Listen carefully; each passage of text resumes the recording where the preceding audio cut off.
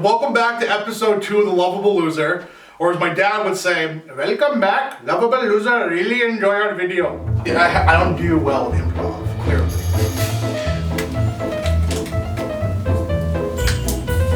God damn it, I suck at this. I'm like so bad at this. Come on, I'm not joking. Oh, balls. You know, the other part, is that okay? Can I just end that? We pick it right back up from there? Yeah. That was good, right? That's alright. Well, welcome back to episode 2 of The Lovable Loser. Today I want to talk about what it's like for bigger people to go on an airplane and go on vacation. So I'm currently in the process right now of planning out a family vacation. So I was online the other day, scoping out places I want to go, airlines I want to fly, all that good stuff. And a friend of mine who knows I'm taking this trip sent me over this article. And what the article was in a nutshell is the top 10 things a fat person can do to make it easier for them to fly. This is like the epitome of fat shaming 101. I mean, the article even went on to say, fat people should wear a shirt that announces to the world they're fat, just so it makes it easier for other people to accept flying next to them. Like, really, dude? Now, I'm not underestimating that it's difficult for, smaller people to fly. I mean, truthfully, flying sucks for everybody, right? But it's like 10 times more challenging when you're a bigger guy like myself. I mean, every time I fly, I have to book an aisle seat. Have to.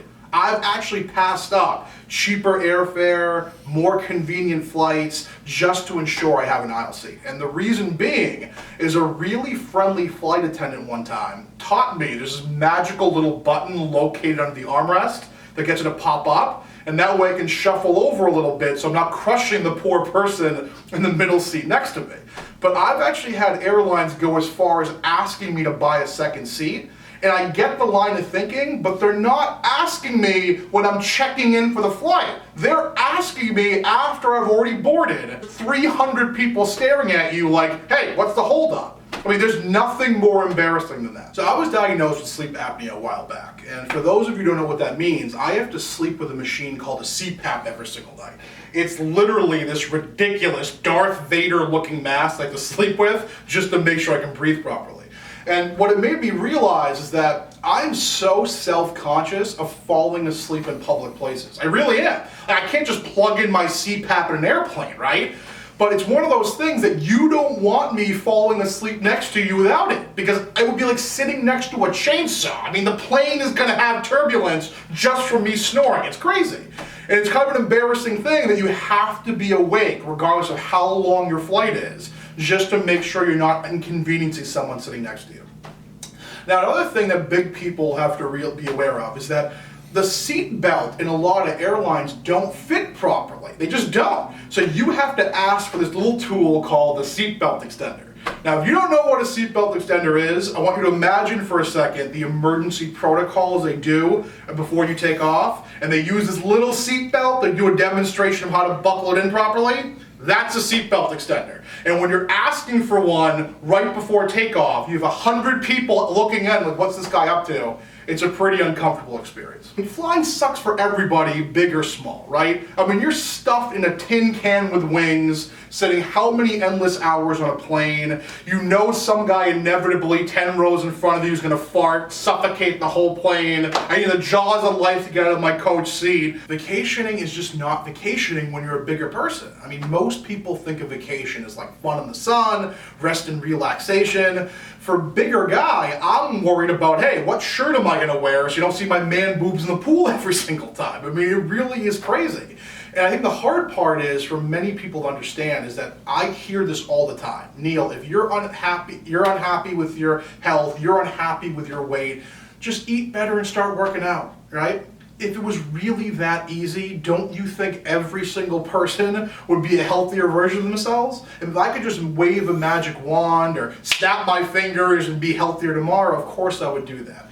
The truth is obesity is an addiction, okay? I am a food addict, plain and simple. And the difference between being a food addict and being like an alcoholic or like a drug addict is that when we see a recovering alcoholic, they're just expected to stop drinking, right? That's the solution to their problem.